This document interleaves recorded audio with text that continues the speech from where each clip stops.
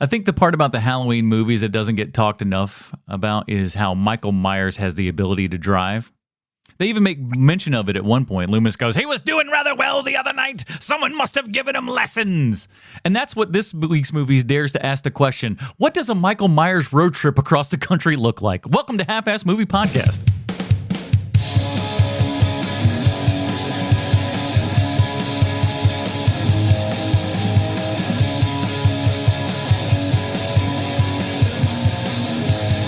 Ladies and gentlemen, welcome back to Half-Ass Movie Podcast, a show where we put together a half-ass theme as an excuse to watch movies. My name is Adam Portress, and joining me today, he's got that classic Hartnett bed hair going on today. Sweet Sean Zakovacs from the internet. My brother killed my sister with a really big, sharp kitchen knife. And he's nearly finished with his erotic novel, Bruce Leslie. Years of research have finally proven William Shatner had plastic surgery to look like Michael Myers, not the other way around. It only makes sense at this point. 2 + 2 does equal 4 sometimes, everybody. And we are here yet again. We are going to close out our Jamie Lee Curtis miniseries, Scream Queen-O-Ween, the films of Jamie Lee Curtis. We've covered the OG Halloween from 1978. Then we went on to The Fog from 1980. Last week we talked about Prom Night, also from 1980. But now we've hopped into our DeLorean. We are off to the year 1998. So grab your Jinkos, turn up the Casey and JoJo as we are talking Halloween H20. 20 years later, and I think I'm going to say the full name like that every time when I'm speaking of this film from now on. Beautiful. Halloween H20, 20 years later. This was a big time coming out. I remember all the hype around this movie. I went to the theater, which isn't something I would have done for a Halloween sequel at this point, so I must have been pretty excited. Yeah. Sean, were you a big Halloween guy? I didn't become one until much later. But I love the first Halloween. How can you not? I have seen the other Halloween movies like maybe once or twice, but and then obviously I have a soft spot in my heart for Mike Myers now, of course. Mm-hmm. But this did not touch my radar, Halloween H20, and by the time I got around to seeing this, the hype had long passed. It was years later that I saw it. And I think that this is the second most successful Halloween movie ever, right? I don't know the answer to that. That's a good question. I remember it being hype, and I remember being made such a big deal of that it had to have made a decent money at least. This number says it made $75 million on a budget of 17. So I think that's successful. That's damn fine for 1998. That's damn fine.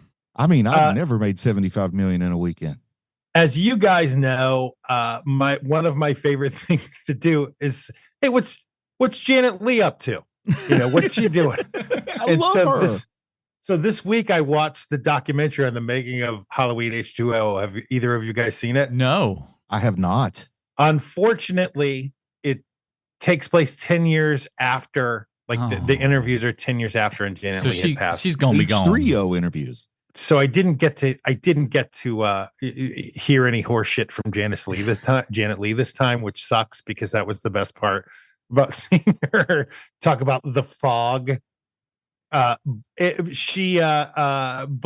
it weirdly, because it's 10 years later, and so you see all the stars 10 years later, and Jamie Lee Curtis looks, she looks great even 10 years after this movie. All the stars do. The weird thing is that the weird little friend in this movie, the one who's like all he talks about is sex all the time. Yeah, the secondary buddy and all that. Yeah, that dude had a rough 10 years between Halloween H20 and the interview. Like, he lost all his hair, he gained about 50 pounds. I was going to say, in his defense, I don't think he was working with great material to start with. He definitely was. I was not buying like hot chicks don't date guys who ride in dumbwaiters. I said it there. Put it on a t-shirt. And it was just really surprising where clearly, like, you can see the passage of time just through that actor being interviewed. And if someone, I did it again. I'm sorry. No, you're right. Go ahead. If someone like fancied themselves sort of a film historian or a wannabe film historian or a fan of I would say horror movie. I shouldn't say film. I'm going to specifically say the horror genre, or even the slasher subgenre, if you want to really narrow it down so I have fewer people arguing with me.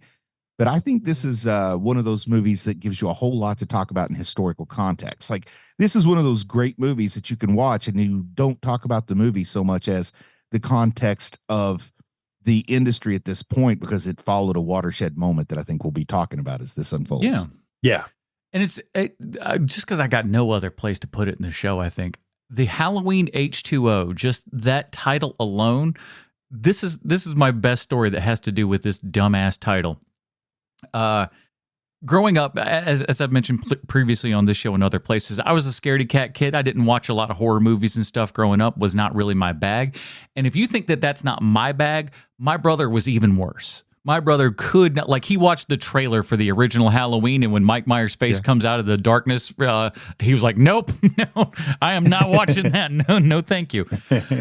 But for whatever reason, so in 1998, he's in middle school or whatever, and they have like an assignment that they've got to go through, and they're just, it's a normal kid bullcrap assignment where you're just like listing out your favorite things or whatever. Now, while he had not seen the film whatsoever, he was asked what his favorite movie was, and he put down Halloween H20. And that's not the weird part. That's not the weird part, that he put down a movie that he'd never actually even seen before, probably just saw a whole bunch of trailers and thought it looked really cool and thought it would be a cool answer to put down on the paper. That's not even the weird part. The weird part is that his teacher marked that question, which is an opinion question, by the way, as incorrect. You have a story like this, don't you, Sean? She said, nope, that is not the correct answer. My mother had to come in and argue what she was just like, what is this about? She's just like, why is this marked wrong? It's an opinion question. It's like, he could write anything here. The answer's correct. Why are you? He wrote H20. She's like, what are you talking about? Well, it should be. You shared it like hold personally on, on the show. It should be water. She said it should be water. She docked him because she thought he put H20 as opposed to Halloween water. That's how dumb this lady was. Okay. So it wasn't a judgment on the quality of the film. No, it was she thought it was water. And look, every so often you run into a teacher who is just dumb. Yeah. It just happens. Listen, there are teachers that are heroes in the world, and there are teachers that are just plain old duds. Let's be honest. Yeah. It happens.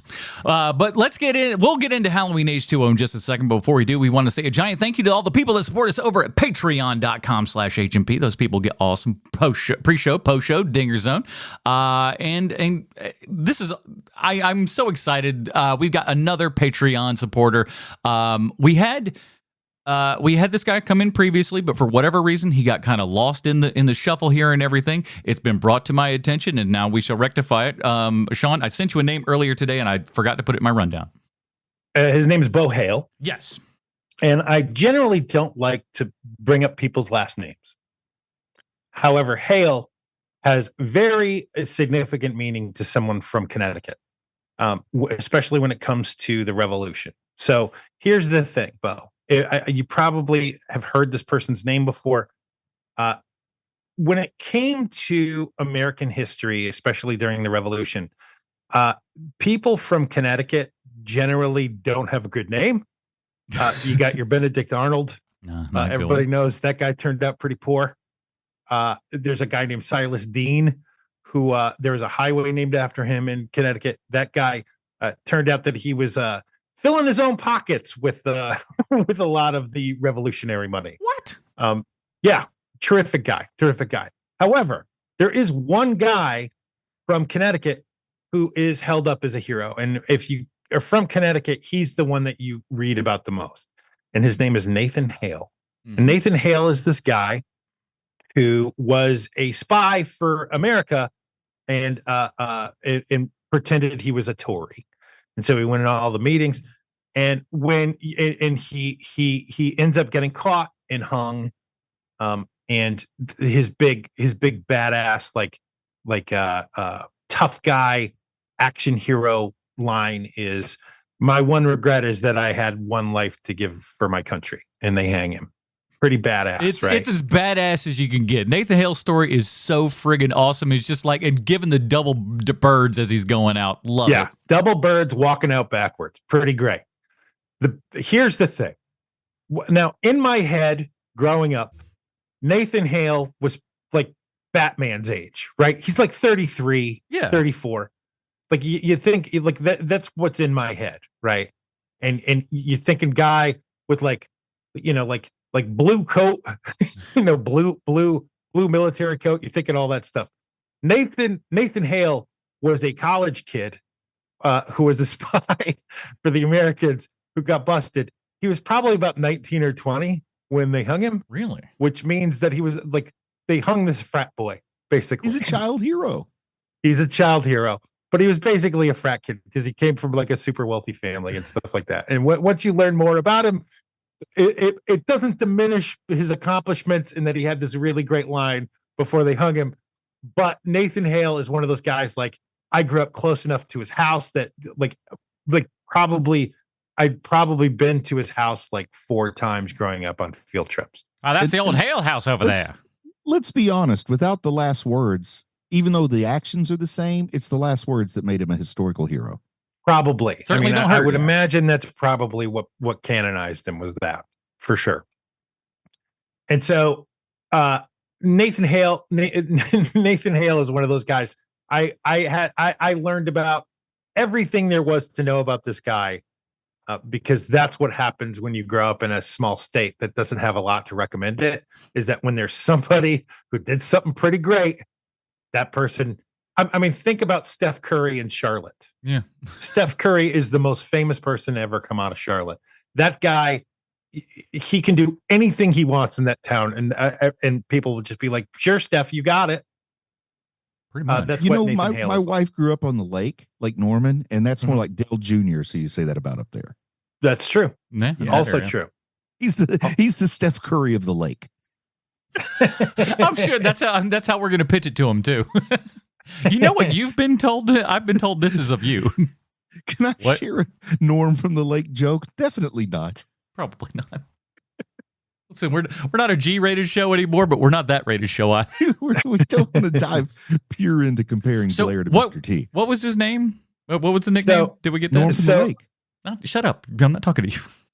So the revolutionary's name is Nathan Hale, the guy who who is now a Patreon subscriber. His name is Bo Hale. Right. And so Bo, from this point forward, you will be known as the American Revolutionary, Bo Hale. Hey, that's pretty damn sweet. I'd be putting that on a business card right here, right now. It does sound way better than Steph Curry of the Lake, which is the nickname I came up with for Dale Jr. So yes. Well, Bo, while it may have been a little bit late here and everything, we finally got you an old H&P nickname. And if you'd like to be like Bo and get yourself an H&P nickname, help this show out at the same time, and get yourself more goodies at the same time, get on over to patreon.com/H&P. Join up at whatever level you think is commiserate with the value that you get out of this show. If that's $1, if it's $20, whatever that is, send it our way. Get yourself more stuff in the process. We really appreciate that. And we love all of you guys, and thank you so much. I am out of a job right now, so these really mean a whole hell of a lot. Thank you so much. Patreon.com/HMP. Let's get into it, boys. Here is the IMDb plotline for Halloween H20 20 years later. As we all know, IMDb 100% correct in everything they say and or do. Laurie Strode, now a dean of a Northern California private school with an assumed name, must battle the shape one last time. It wasn't the last time. As the life of her own son hangs in the balance. This was written by Robert Zappia. He wrote some Home Improvement episodes, some Buddies episodes. You remember Buddies with Dave Chappelle? And a whole lot of other kids' cartoons. And Matt Greenberg, who wrote Children of the Corn 3, The Prophecy 2, Reign of Fire 1408, and The New Pet Cemetery. Those last two are okay-ish. Directed by Steve Miner, who did the Friday the 13th Part 2 and 3, House, Soul Man, Warlock, Lake Placid, and a ton of television. Of course, starring Jamie Lee Curtis, Adam Arkin, Michelle Williams, Adam Hahn Boyd, LL Cool J, Joseph Gordon-Levitt, and introducing Josh Hartnett. Let's get into it. This is 20 years later after the first Halloween, and that was the big thing in all of the promotional stuff. They were just like, it's exactly 20 years later, and the shape has come back. And I think the biggest part of the media blitz is that Jamie Lee Curtis had come back. Well, yeah, because obviously you had your first one, big giant successful. We put her in the hospital in a coma in part 2, gone part 3, 4, 5. And so like we're finally getting her back. And there was a point when even John Carpenter was in talks to actually direct this thing. They tried to get him back. They did try to get him back. That would have been awesome. So here's the deal, and I only know this because I watched that documentary. That's what I say. You probably know the most on this on account of that. So they are getting ready to make Halloween 7, right? Halloween 6 ends on a big cliffhanger. Like there's like all kinds of stupid lore with Mike Myers at this point, which I don't know how much of that you guys remember, but there's like runes and he's magical and all this stuff. Yeah, it's like the Celtic crap. They try to tie 3 into it. And so what they end up doing is that they hire on Robert Zappia to write the screenplay for Halloween 7, right? So he writes it and he sends it along. They love the script. And even though nowadays this name causes people to get a chilly willy, but not the brother who is in prison, not Harvey, but Bob Weinstein writes back to Robert Zappia and he's like, "This is great. I've got some good news and some bad news. What would you like to hear first?" And Zappia is like, "Okay, give me the bad news." And he goes, "The bad news is you're going to have to completely rewrite the script from page 1. And he's like, "Oh no," because they were going to make this like just a direct-to-video Halloween 7 because at this point the Halloween movies were about video quality level, you know, right? So the Weinsteins had talked Jamie Lee Curtis into doing it. Like, hey, it's 20 years later. Why don't you come back to do this? And Jamie Lee Curtis claims that the reason why she came back to do the 20-year anniversary was so as a thank you gift to her fans. I don't believe that for a second. I think it had to do with money. I was about to say it had to do with this. Beep, beep, beep. That money truck backed up to that house and said, "Here you go, Jamie." Exactly. So Zappia, once Bob Weinstein gives him the news, he's like, "Hey, so the good news is Jamie Lee Curtis is coming back, and we may have John Carpenter coming back." And so Zappia is like, "Oh my God, I'll get on it." Okay. Yeah. And so he goes from being the screenwriter of this direct-to-video movie to the screenwriter of this movie that it has a fairly big budget for the time. It's almost a $20 million movie. And at that point, that's a mid-level movie. Yeah. Right. And so he completely, like his expectations, like the expectations that are put on him, are so much larger now than they were when he originally signed on. And so he starts feeling that of like, oh my God, like I've got to do this correctly. And so he basically, the only thing that stays from the Halloween 7 screenplay that he originally writes is the opening scene. And although it's not the nurse from the original Halloween, like they brought her in once they brought in Jamie Lee Curtis. But that whole scene with the kids and the next door and all that jazz, that is all in the original screenplay. But that's the only thing that lasted from the Halloween 7 script to Halloween H20. Did any of the behind the scenes stuff you watched talk about Mustafa Akkad and his involvement or lack thereof in this particular entry? Yeah. They talked to him, but not him, his son, because it's 10 years. Dead. Yeah, you're right. It's 10 years later by the time the documentary happens. And so the son, he was the victim of a terrorist attack, believe it or not. Oh wow, I didn't know that. Yeah, he was blown up in a hotel in Jordan. Oh wow, I had no idea. Yeah. Well, his son is very deferential to this movie because it's the one that he basically came on for, and he loved the experience. The unofficial podcast history is the part of the reason that this movie was able to get the budget it got is because they were able to say enough. If all the weird stuff that led to the Halloween sequels being direct to video was all Mustafa Akkad's insistence. Oh, really? Yeah, and all the directors and the writers and stuff would complain about his interference with what they wanted to try to do. And on this one, and once again, this could just be like there was a second shooter on the grassy knoll. I have no sources for this other than just like podcasts, what I've heard. But then when the money came in, part of the money was contingent that Mustafa had to be hands off. And that might be where his son rolled in. Wow. And also, do you know why suddenly there was so much more money that was liquid to invest in a slasher project that instead of going direct to video, we'd try the theater again? Well, we're in the Dimensions film era here and everything, so horror movies and stuff are popping off hardcore. This was produced with Scream money. And it shows they tried to say, hey, what if Michael Myers instead of Ghostface was in a Scream movie? Right? They don't do the meta awareness of Scream, but they do still kind of do the meta awareness of like Michael Myers and the crap that he does a little bit. Now, Bruce, would it utterly shock you to know that Kevin Williamson did a rewrite on this movie? He definitely did. Yeah, because they talked to him too. The only reason it would shock me is in my ignorance. I wouldn't know who he was unless we were talking about this topic, so I imagine he's a writer for Scream. He was the writer for Scream, and he was kind of like the hot deal at that time. He had like that, like I Know What You Did Last Summer. So he was the big dude. Real coup? Let him finish. We're good. Good. I apologize. Ray, continue. No, I was done. I was finished. You just had a half a second. All right. I don't. It's okay. Let's go. What's next?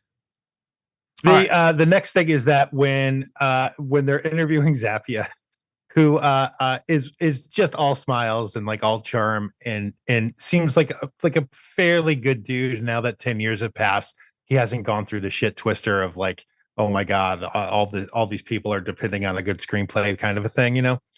He brings up the fact that he's like, you know, I asked Jamie Lee Curtis read the script and she signed on for it.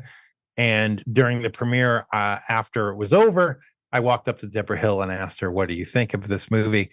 And she was like, "I thought it was really good. It was a very good continuation of the first script." Noticeably absent is his conversation with John Carpenter. I didn't like it. Yeah, of course he did it. He doesn't even like his own stuff. I was about to say, he doesn't even like himself. He hates his own stuff. You know what I think would have been the best way to get Carpenter to direct this? Tell him Wes is attached. This is post-Scream. We want Wes to direct it. Oh, wow. Like make him jealous? Yeah. I think it might be like, no, you're not going to crap on my toilet. Now, Sean, you tell me if you know otherwise, but from what I'm to understand, Carpenter was was entertaining the idea, but like at the same time too, kind of wanted to make up for some lost time and stuff, because Carpenter, while a big deal and everything, has never truly gotten giant paydays for the most part. You are spot on, because although they don't say it, they're tiptoeing around the fact that he wanted a gigantic payday to direct it. And I mean, Harvey Weinstein is not playing that game. From what I also understand, though, is he also wanted another 2-picture deal on top of it.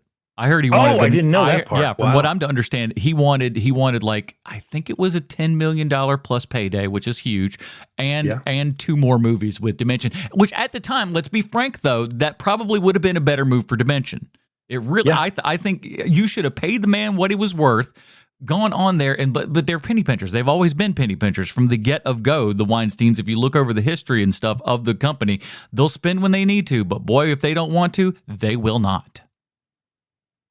And they didn't want to. And it came up at the beginning, talking about Josh Hartnett. It's the thing everybody talks about is Josh Hartnett's hair. Yeah.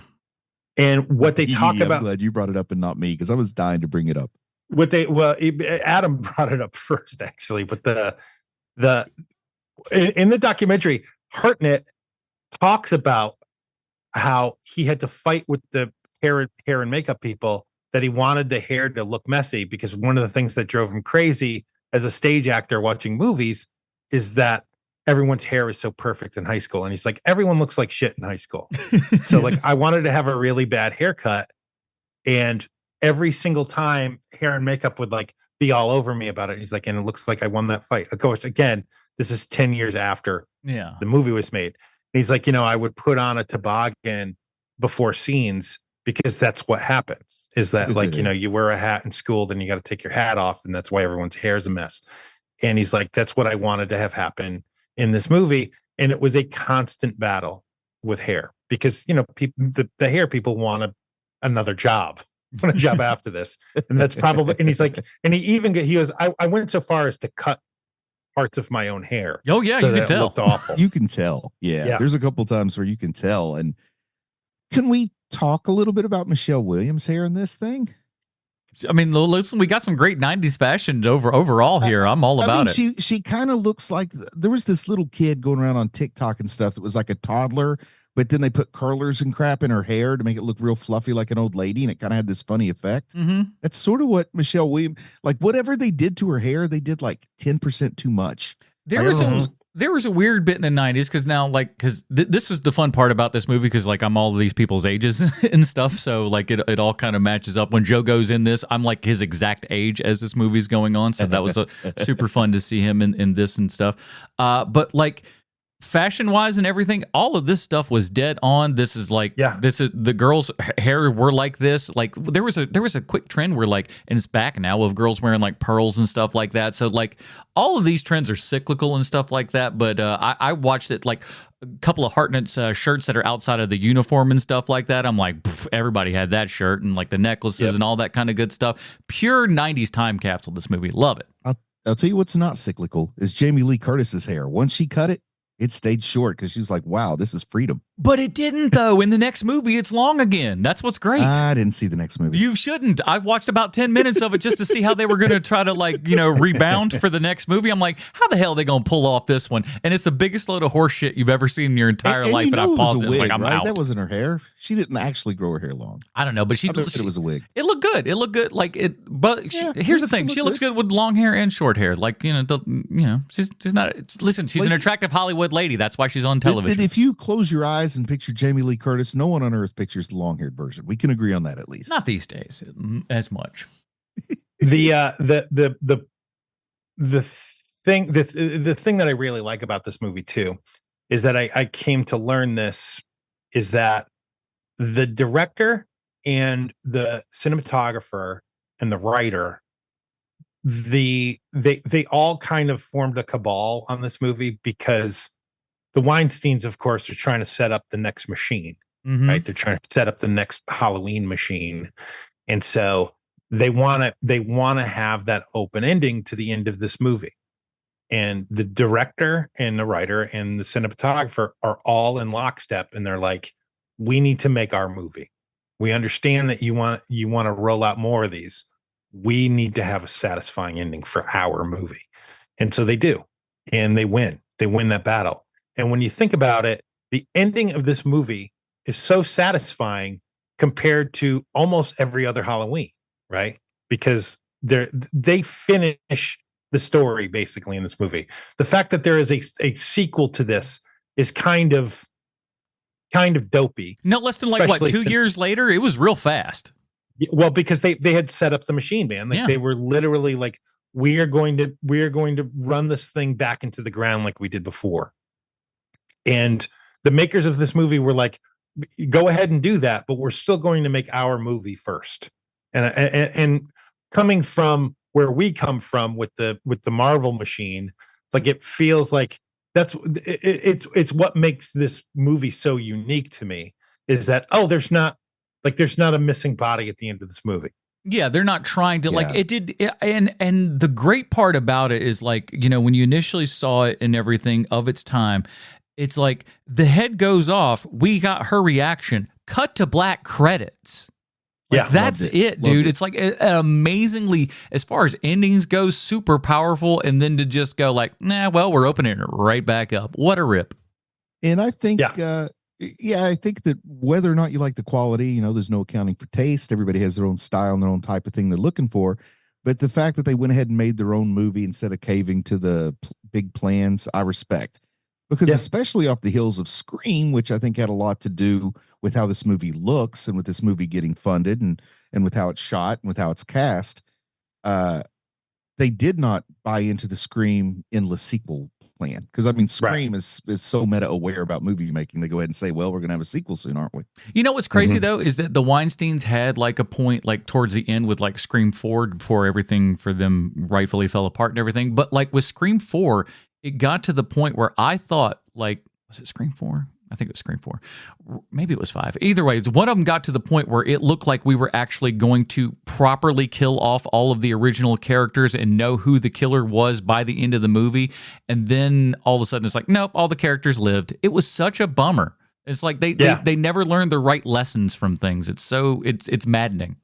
And just the way I like to look at things and think about things with movies and scary movies in particular, I really like to look at like these watershed moments. You know, when I was in college, there's this book we read in my physics class called The Day the Universe Changed, about when people started to understand physical properties. Well, I like to apply that to movies, the day the horror movie universe changed. And Halloween is a good example of, like, in 1978, it caused every other movie to change the way that they were shot, at least slashers. And then out comes Scream, and H2O shows like it's like the snake eating its own tail. Yeah. Like Scream is meta aware of the tropes that were established in Halloween, and now Halloween is trying to look like Scream. And I always, like, I love the idea that Dark Side was the inspiration for Thanos, and then Thanos was the inspiration for Mongol, when like DC already had Dark Side. Like, I love crap eating its own tail like that. So let's talk about some of the things that kind of, like, because there are a lot of elements in this that really should work, but ultimately I think a lot of it comes down to a big failure on a lot of it's Michael Myers. Michael Myers is pretty terrible in this movie, just from how he's represented. They make the mistake of not choosing a mask, right? I mean, it's completely self-evident as you're watching the movie that, like, oh, that's a different mask than the one we saw earlier. I mean, his hairdo changes. I mean, it happens a lot in this movie, and you come to learn that they originally are using the Halloween 6 mask. Then they make their own mask, and then they bring in Sam Winston, and so all the close-ups are the Sam Winston mask. All of the 2 shots are their own, and like the faraway shots are the Halloween 6. They must have brought. It just apologize again. Shit. It looks like it's kind of a mess, right? And because moviegoers are starting to feel more and more like savvy when it comes to movie making, you can't do that, especially in 1998. Like, you can't do that, man. And a couple of the shots are CGI masks, from what I'm to understand. There is 2 really bad moments. Yes, it's awful. Yes. And I apologize. Sometimes I misread your pauses, and I don't mean to be rude. I just can't help it. But anyway, what I was going to say there too is they must have brought Stan Winston in like about midway through, because otherwise you're using his mask for all shots, right? Yes. I mean, guy's a legend. You are right. They were a couple weeks in a shooting, and they were like, we can't. This does not truck. Let's get the real guy in here. And I never like a well-lit Michael Myers. Like, a well-lit Ghostface kind of works, but I don't like a well-lit Michael Myers, just because the way that first movie played with light, in my opinion, really well. And then to see something that shot like Scream with Michael Myers, right idea, wrong BITCH. The thing, part of the problem to me is it's not only just kind of like, the obvious just regular shape problems and stuff of the mask and everything, the hair and whatnot. One of the big things is that, like, just the fact of how much of his eyes you can see almost at all times is pretty bad. You want those eyes kind of in darkness. Now, every once in a while, when you get up to those close-up shots and everything, then sure, show us an eyeball. But, like, in theory, the eye should kind of be in shadow and darkness all of the time until you're, like, right on top of it. But doesn't that feel like setup to you, that they're setting up that you can see his eyes a lot more in this movie than you can in almost any other Halloween movie, because you need to be able to see his expression at the end of the movie. Well, I think you could push in on that at the end and still have that sell. I think you can still sell it in as much as we've been seeing. And again, to Bruce's point, if you've lit him better to begin with, you wouldn't have to worry about that problem. And you could always just go like, oh, well, we're not seeing his eyes. But at that last moment, you do end up seeing the eyes and stuff. And it does. You do need to see them just before the head chop. You do need to see that. But you don't need it any other time. I'm a firm believer in respecting the lore here too, for better or worse. And And Loomis, not all lore is equal, but Loomis in the first movie, he's like, I looked into his eyes and they were black as the pits of hell or something like that.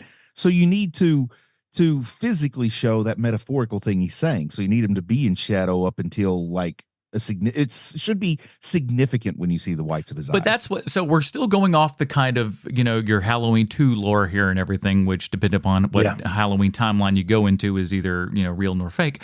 But we get to that point and we just, I can't buy it. None of it sells to me at all. It never has with the whole sister angle and stuff like that. But you needed to have that moment at the end where you're seeing the eyes to have that last little, like, is there, my brother's still inside there or whatever. But I like, at least this watch, it doesn't feel like the head chopping earned it enough. This time it seems a little fast. My question for you guys is this. When he gets hit with the van and he's stuck against that tree, right? And they have that Michelangelo moment towards the end. Yes. Just before that happens, the actor playing Mike Myers puts his hands up to his face and he sees that he's wearing a mask. Mm-hmm. Like he's checking to see if he's wearing a mask, or maybe he's like, well, why am I wearing a mask? Like the Mike Myers character is in confusion at the moment, right? So my question to you guys is, how do you read that? Do you read that as I've just suffered this traumatic event and now I'm back to being a normal person? Or that's kind of how I read it this time watching it. So here's how I kind of read that, and I'm basing this off of Carpenter's Halloween, right? So towards the end of the movie and everything, Michael and Laurie are in close enough approximation and everything that she rips off his mask, and we see Nick Castle just kind of making a little deformed face there or whatever before he puts it back on. So for Michael, the mask itself is that security blanket. That's the thing that he needs in order to kind of, make sure that he can exist in the world that's out there and everything. That's the way that he hides from stuff. So I think him waking up and making sure the mask is on is just so he is not outwardly exposed and everything. It's more or less him just going, am I still me? Am I still together? Can I present myself in the way that I, normally am presenting to everyone else? And even though the format has changed, some things are still the same, because I want to talk about Alan Moore for a minute. The comic book writer? Yes, Rorschach. Okay. I think of Rorschach's mask when I see that moment. That's kind of what I go for, because it's more like, to me, I'm reading that's telling me that the mask is the face and the face is the mask. You know what I mean? He's himself with the mask on and he's somebody else with it off. And that's what I'm reading out of it, basically. Well, see, and again, going back to the original Halloween, it's such a really great idea of this kid, puts on a mask, kills his sister, mask goes off and the kid's almost kind of lost. He doesn't know exactly where he's at. But then again, fast forward to later, he puts something back on. It's that protective blanket against him and the world to be able to go out and do the things that he, his crazy mad mind wants to do. Mm-hmm. I see. But the problem is with this Michael Myers is he can't move. That's the biggest problem, is he sucks at moving. Like you need to understand that Michael Myers is not just wearing a mask and a jumpsuit. It is how one moves. And if you move incorrectly, it all falls apart. Even if your mask is kind of, crappy, like all of these 58 masks are, if you walked well enough, if you moved like Michael Myers should move, you'll be 10 times scarier than you will even with a crappy mask.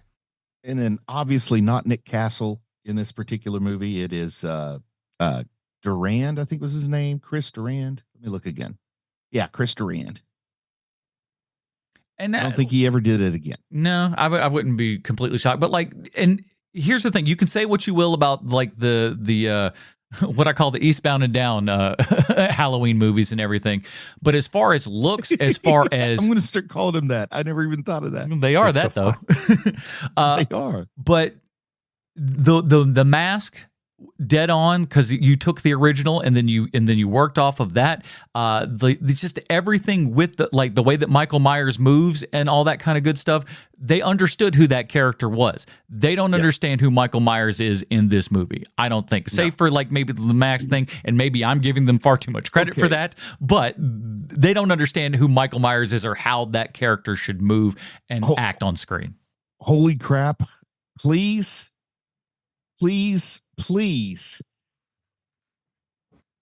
Okay. Wow. It's Ghostface. He's the guy in the Ghostface suit is who's in the Michael Myers suit. There you go. Really made Scream. It all adds Holy up. crap. I was looking up Chris Dorian's IMDb and it's all Scream. Well, I mean, it makes sense. Killer in costume. It makes sense because he moves more like Ghostface than he would Michael Myers, for sure. Michael Myers is like, while he's not as lumbering as Jason, he is kind of a slower, more methodical thing and everything, but he's not like, again, not quite. There's a balance there. And they what the actor said he was trying to portray is Michael Myers behaves like a predatory cat, and I do not see that when I watch this movie. I don't think that he's pulling that off. There's way too many scenes of him with his arms at like 3/4 of the way out because the actor can't see where he's walking. There's a whole lot of that happening in this movie. There's also a whole lot of like, your hand placement with Mike Myers is a big deal too. Like his arms should almost be like almost like directly aiming towards the ground. Yeah, straight down. And this actor, he has a tendency to put his hand out as he's walking, which does not look good in a Mike Myers costume. No, you gotta roll slow, kind of like a tank here and everything. Like, think him sitting up in the first Halloween there. Once she's kind of stabbed him in the eye there, and she thinks he's gone and whatnot. That sit up and turn to her, then get up to move. That's what you have to embody throughout that entire character to make it actually sell.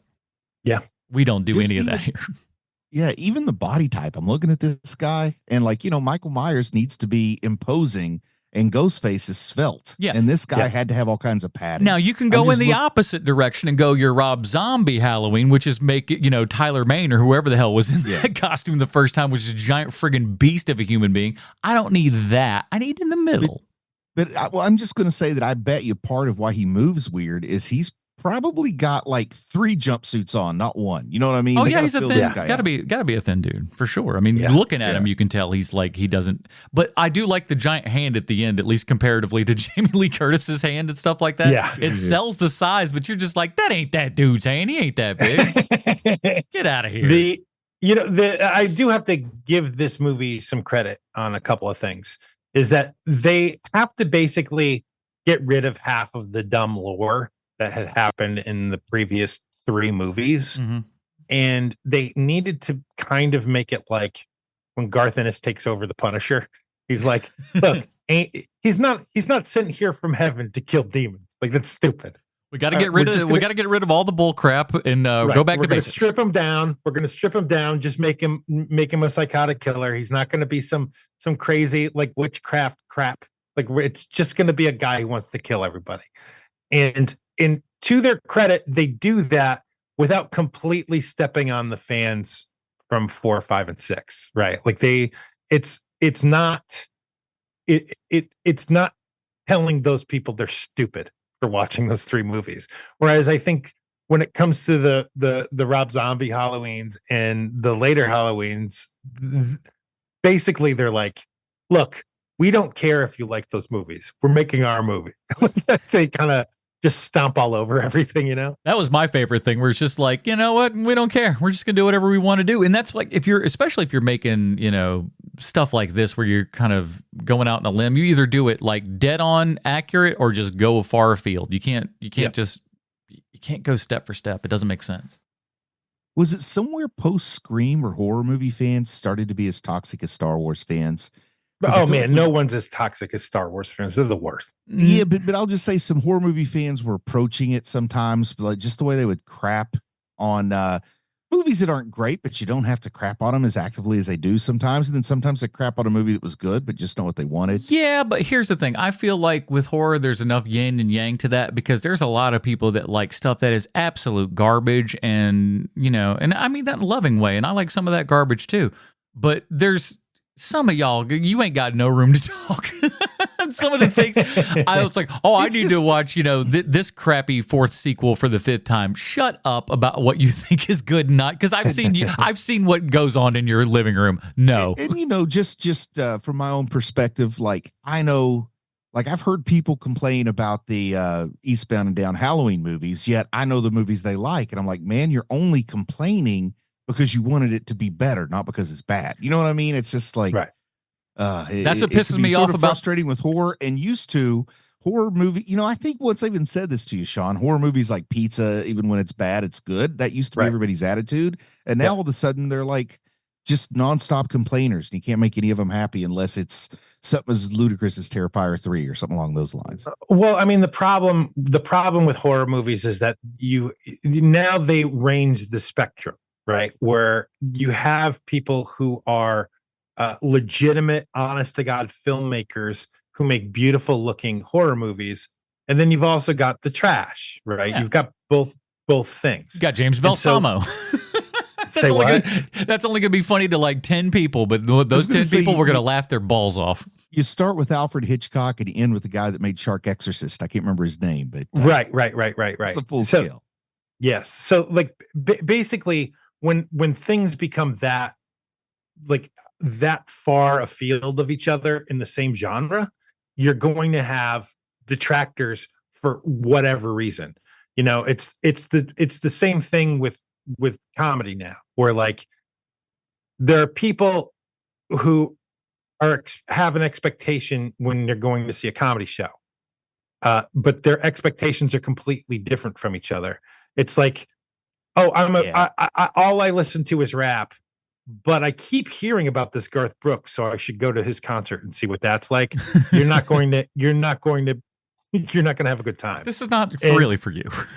Right. And it's the same thing with horror to me at this point. Like if your favorite movies are Alien and like Invisible Man, the one that just came out a couple years ago, then maybe Sharknado isn't for you, Yeah, you might want something a little higher caliber.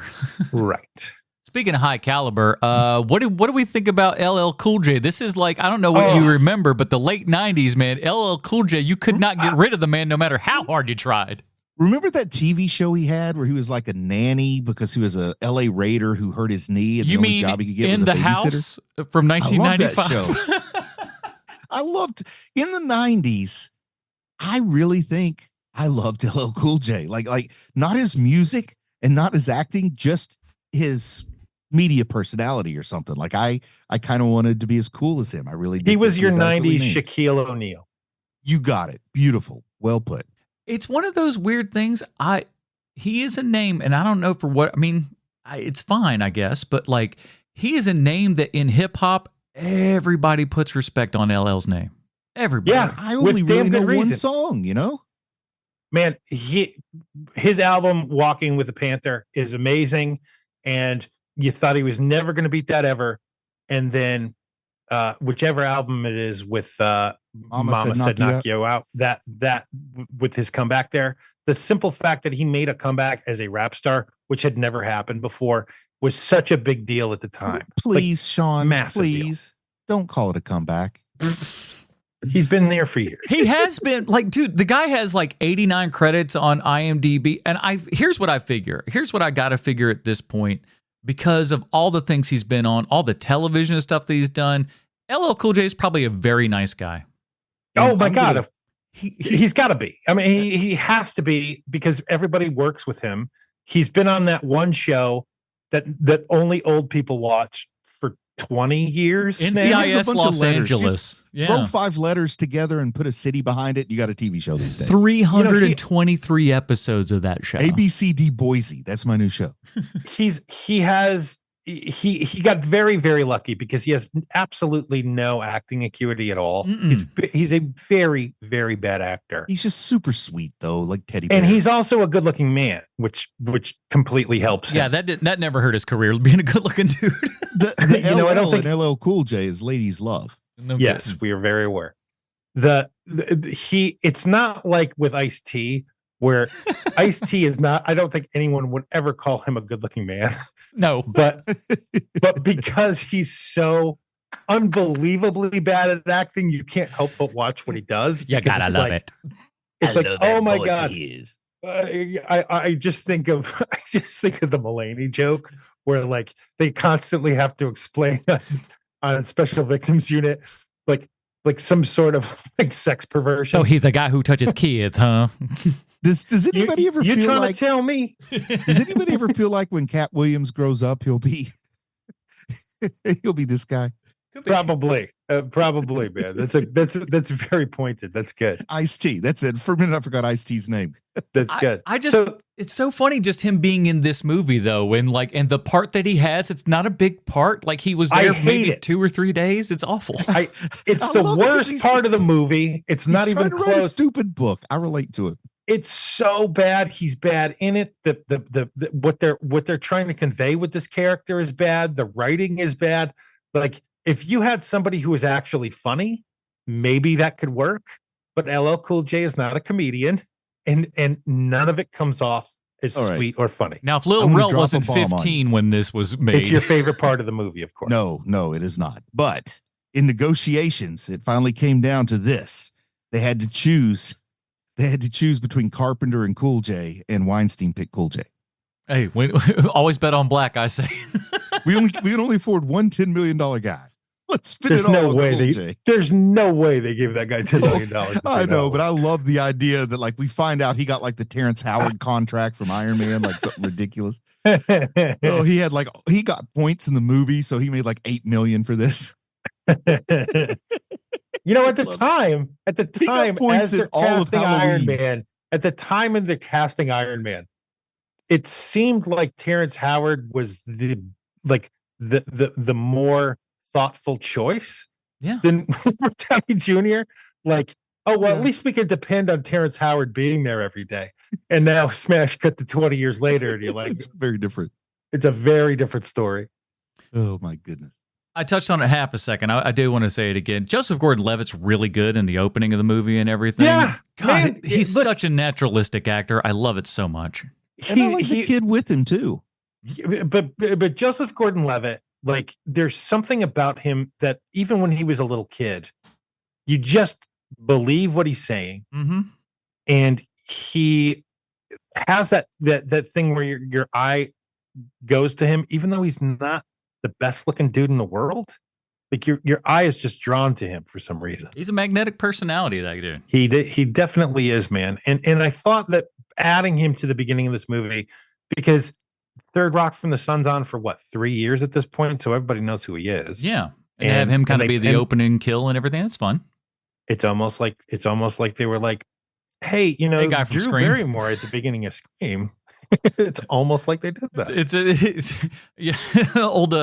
Old Kevin Williamson comes in and goes, all right, let me take a look at what you got here. Well, this starts off really bad. What you need to do. Oh, how do you figure that? Well, listen, it's just kind of what I do over here. And if anybody questions him, he goes, excuse me, and then he just points at the number in the of the Scream tally going up in the Dimension offices, and they're like, all right, fair enough. I go, listen, only one of us wrote I Still Know What You Did Last Summer, so how about you shut up? The only thing that bothers me about them trying to misapply the Scream formula to Halloween is how frigging successful this was. So they, to this day, they did the right thing. I just wish they didn't do it. Yeah. I mean, I think that what they built this building with is pretty poor, but it looks pretty good from the outside. Yeah. Like the guts of the building are bad, but street value, it's not terrible.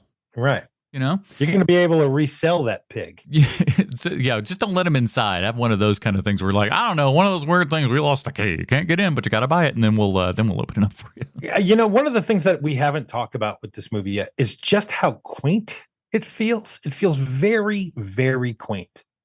Yeah, and It feels to me pseudo quaint, which is fine, but it's kind of like, kind of the same thing with Scream. Like it feels fabricated cozy, but not like accidental cozy. I don't know if that makes sense. No, totally. I know exactly what you mean by that. It feels like I'm watching Malcolm in the Middle at times. That kind of cozy. That false veneer of everything from this time. Like I know, Adam, I know that this is your sweet spot because that's the age you are. Yeah. Everything is so ugly during this time. And nobody had figured anything out yet of like, oh, this is what men look good in. This is what women look good in. It's like there's like that whole period where it's like, are we going to go Italian new age with everything, or are we going to look like we're from the 60s? Yeah. Or like all of that is mashed together, and it's just really, really ugly. I think we still have holdovers from the 80s where what people think the 80s look like, if they've only ever seen it through movies and TV, isn't the freaking wood paneling that and Winners. What were those Winter 2s shoes that we love, Sean? Oh, you talk about the winter too. Well, yeah. See them. So nobody really knows just how ugly the 80s were. They think it's all Saved by the Bell. Why open up that rabbit hole for me, Bruce? You're a mean person. I did it out of love. I'm sorry. But keep in mind, like this is post grunge, so like all of that look is gone because you're trying to get out of that phase of the 90s. Yeah, but we're still a little late 90s, 2000s. Yeah, there's like got the stocking cap. Yeah, it was more like we were just kind of slapping stuff together, stealing stuff from your parents' wardrobe. A lot of times that was a lot of stuff that was kind of going on. Where all of a sudden you're just like, oh, like in middle school, you'd just be like, oh, we're all wearing bell bottoms now. You're like, what the hell's going on here? Right. The world just went you odd tracks. Couldn't land on anything during this era. Like there's no right thing to wear. I feel like almost every high school in this very specific era that you're talking about, though, looks American Pie, whether it's supposed to be a drama, a comedy, or a horror movie. It all looks like American Pie, which would actually come out after this. But that's just a nice touch tone that I think people can understand what I mean. That's look. Perfect. That's perfectly put. The other thing too, I know everybody always talks about Josh Hartnett's hair in this thing. The biggest crime to me is Michelle Williams' eyebrows. Oh, I was thank you. Because I thought the same thing. Let's hear it. I don't notice them. Oh, I noticed them because there's not many eyebrows to get. They are plucked, and she has like old lady eyebrows, where it's like a pencil thin eyebrow. I don't know if it's because of course it is. It's hair and makeup. Who did that to her? Yeah. Doing her absolutely no favors with the Miss Piggy wig. Like none of this is working for her. Man, if she'd have hit off on Josh Hartnett and went, and it's just chopped him, I'd have fucking fell out. That'd have been the best thing ever. She is such a lovely lady. And for her to look the way she does in this movie is basically a crime against humanity. It doesn't do her any favors. I cannot agree with you more on that. And I think she ain't my type of lady, but like I know enough to know, like, look, this is a very pretty girl, and you are not doing her any favors. Although, one of the things, you guys know I always bring this up, I do love the fact that everybody in this movie looks like they're in high school. Oh yeah, the appropriate ages. Yeah, this is still pre that time though. Like where you're still having kids who are 40 years old, but not here. Yeah, we're still in that 90210 Andrea. Right. Era. Right. Exactly right. Oh, and how do you like to be the one actress who is like so intimately linked with that phenomenon in Hollywood? Man, I know that the like you are the jump the shark of yes. Casting old. Yeah. That's not good. Talk about speaking of good-looking people, though. Adam Arkin's pretty good in this, isn't he? He doesn't have a whole lot to do, but he's handsome. That's a handsome-looking guy, and 10 times the actor his father is. I'll say it. Oh, how dare you! Hey, listen, Alan Arkin's always played Alan Arkin in every role. At least Adam's doing some work here. But he's the best damn Alan Arkin in movies. I don't disagree. Is Adam Arkin's career massive? Because I feel like it should be when I watch this movie. He has been a stalwart character actor from the get-go. Like when Fox started making their TV network, Adam Arkin was on all of their shows at the beginning. And then from there, he leveraged that into like the show that is an ER. Like he was a main character on that. And then he's worked forever because he's a really good actor. He is a very, very good actor. He just, to me, I just think of him as like the guy from Northern Exposure, which was a show I used to really, really love back when it was being broadcast. And then I didn't know him from a lot of movies and stuff because I think he has a huge career in stuff I don't watch. Chicago Hope. But listen, a CBS sitcom is going to be on there forever. Yeah, exactly. Because you're not 70. Right. Also, it's hard for me to watch a medical show. Yeah. Oh, I could imagine. You just be like, no.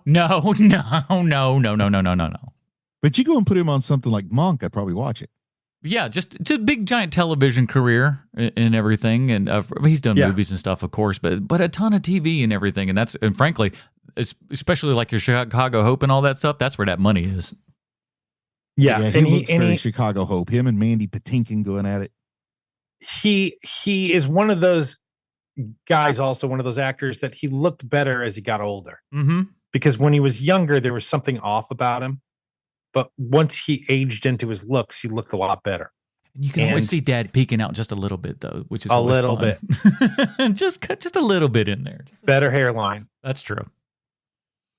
Luckily for him. All right, well, let's made a movie in a couple of years. I hope he's doing okay. He's probably he's like I said, he got that Chicago Hope one. He's doing just fine, I'd imagine. No, I mean like health wise. Oh, well, probably. He's getting older, 68. Nah, he's good. So let's get down to it. This is our last movie here in the Jamie Lee Curtis Scream Queen-O-Ween. Is she getting it done in this film? Yeah, she is the reason why this movie exists, man.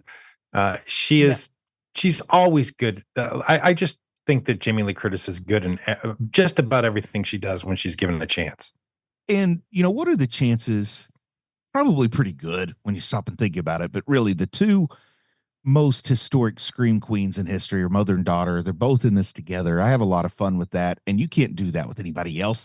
There is not a number two mother-daughter scream team combination that I'm aware of. Like there's only the number one, and then that's it. I do like the idea that in this movie, like she's trying to get away from her. She's just like, oh God, just please, just leave me alone. She's constantly like for years, shutting her behind a door. For years, I thought Jamie Lee Curtis's last name was hyphenated because it's Janet Lee and Tony Curtis, and then I started realizing they spelled them differently. Yeah. Now, obviously, we asked this question, but it's a pretty tough one. If you had to recast this role, who would you have? But I don't think you can because it's contingent upon previous films. You can't be like recast it with somebody from Halloween 3.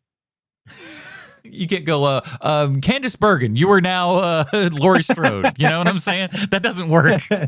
Lorraine Newman. Actually, I would so watch a Candace Bergen Halloween movie. I kind of would like that. Like I said it as a joke, but like part of me is like, I don't know, she'd probably kick somebody's ass. What about Madeline Kahn?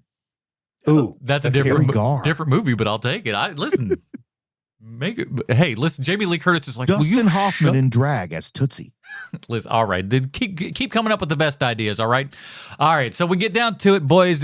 Movies come in only two forms: art or fart. Bruce, Halloween H20, 20 years later, art or fart, sir? Do I have permission to start referring to this as the sniff test? No, not yet. Rats. This is a tough one, man. It's fine, but I don't like it, but I don't dislike it. I could put it on a Sunday afternoon and watch it. It's got historical significance, so I think people should watch it. But, sometimes bad things have historical significance. I don't know. I'm going to call it foul-smelling art. All right. Interesting. Sean? I like this movie pretty well. Like I don't dislike it. I think that it feels like of its time. Mm-hmm. I think but there's nothing artistic about this movie at all. It's all cash grab from everyone everywhere. Yeah. But it's also done well enough. So I would call this movie again, like last week. This is a good fart. Like this is a fart where you're like, if you wanted to know what it was like to live in 1998, this is the movie for you. It's not too bad. Because it feels like if you were a white person in 1998, this is what you wanted. Yeah, I think I'm kind of in the same vein here and everything. It's better than it has any right to be. It should probably be a lot worse than it actually is, but it's certainly not great. It's just very acceptable. It's acceptable enough. Yes. You don't get mad at it. But again, also for like a rated R film, we don't have a lot of blood or guts or gore or nothing. Like this, like with a few quick snips, could be a PG-13 movie like nobody's business. And I think that's a bit of a problem. On purpose, don't you? Oh, for sure. Yeah, I think that they knew that it was still the era where, like, we're going to rate it R, but we know that kids are going to want to go see it. But it kills me because, like, Scream is even more bloody than this is, and it's just like, you got to give me, especially when we're coming into Michael Myers here, you got to give me a little bit more than what we got, and what we got was just a couple of throat slits and stuff like that, but nothing, and stabs that you see off screen where we're just kind of looking up to what is clearly a overlit mask and everything, where we see the eyeballs of a cross-eyed stunt man stabbing away. No, thank you.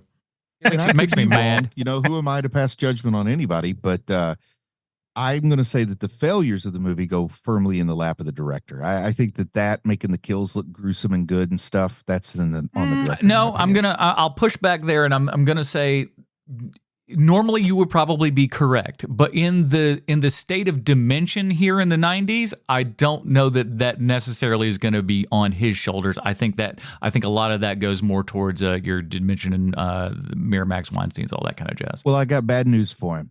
He may have thought he was the director, but if he didn't have control over the most important part of the movie, he was a glorified assistant director. Well, that's what you ended up being on a lot of those films if you look back at the history of them all. Man. I don't know you start playing with $17 million. That's different than when you're making one for $100,000. True. And also, I mean, the Weinsteins at this point, man, I'm 98. I mean, they're at the height of their damn power. Yeah. They just won Oscars. Pulp Fiction's in the rear view. They're starting to, even more realize how they can run the Oscar game and stuff like that. They're really like this is the moment that they've got, so they could do whatever they want to at this point. So that's what also kind of make it a little bit annoying, because it's like you could go farther, you could push it a little bit. You have that leeway with which to do so in this time. So you kind of playing it a little bit safe is a bit annoying. That brother that looks like Pizza the Hut, the reason why he's in jail now is probably because of this time right here. Every now and then my brother likes to get a little bit handsy. That's a good what's his name? Bob impression there. All right, boys, that is it. October Scream Queen-O-Ween, the films of Jamie Lee Curtis, is at a close, but never you fear. We got another fantastic theme coming up for you next month. We're going to talk about that in just a second. Sean, where can people find more of your work on the internet? Hey, we're all over the YouTube. HMP is on YouTube. We've got a lot of subscribers. Why don't you boost those? Yeah, man. We're homing in on about 12,000 subscribers there over the YouTube page. Let's try to get it to 12,000. At 10,000, we could start selling merch on that channel if we went through the proper channels. All right, we got to put it all together. So let's make that happen, everybody. Bruce, plug something. I don't know. Have fun. It is Halloween. Fast approaches. Thus, we covered Halloween H20. I would say there is no better way for a family to share Halloween together than to watch Werewolf Fighter, which is strangely extremely gory and still family friendly. I think I have cracked a new genre, family friendly gore. So go check out Werewolf Fighter. I loved making it. My kids had fun making it. We have fun showing it to people. Wholesome as heck, silly, but a good time. Go check out Werewolf Fighter on YouTube. It's the only Werewolf Fighter movie on YouTube, but you can also type in Werewolf Fighter Bruce Leslie if you want to be double sure. You know something I was thinking, Bruce, because I'm setting up a whole little thing for Halloween here and whatnot, and I'm going to be playing like little movies on a small projector and everything. I think Werewolf Fighter might be one of the movies we put up on said little projector and everything. Please, that's always been a dream of me, is to do a backyard screening, and too many family members are opposed, so you do it for me. We'll send some pictures and stuff. I think it's going to be a good time. Man. And check out me on TikTok, everybody. Check out Adam Portress. I've been doing a 31 days of Halloween horror, and I've been doing very well. I'm not being hyperbolic here when I say it's the greatest thing in the history of TikTok. People, check it out. Thank you. I really appreciate that. You don't see many TikTokers with two cameras, and that's that weird. Is what you got me sold. And you ever bring in a third camera with like an extra wide shot? You're gonna blow my mind. Hey, let me tell. Oh my goodness. Let me tell you something. Whenever the next phone drops and I don't trade one in, we'll have a third camera to be putting up in the corner. You never know. So yeah, check out. Just search Adam Portress there on TikTok and give me a follow. I'd really appreciate it. I'm trying to do stuff. That is it, everybody. Come back next week because November is upon us, and as such, here in America, we like to take this time to look back and on all the things in our lives that we're thankful for. But if you're American or not, I don't care. There's going to be one thing that we are all thankful for, and we are going to be talking about them all next month in a series that we like to call Thankful, the action movies of Denzel Washington. So, first coming up is Virtuosity, a very early Denzel Washington film and the first big kind of movie of Russell Crowe here and everything. So that should be a good time. It's been a long time since I've seen the movie. Is it any good? We're certainly going to find out. But Denzel Washington makes everything else good as far as I'm concerned. So we'll check all that out next week. That'll do it for this episode of Half-Ass Movie Podcast. Join us next week for our first installment. And thankful Denzel Washington, the action movies of Denzel Washington with Virtuosity. For Bruce Leslie Sweet, Sean Kovacs from the internet, I'm Adam Portress, reminding you that the only difference between art and fart is an F.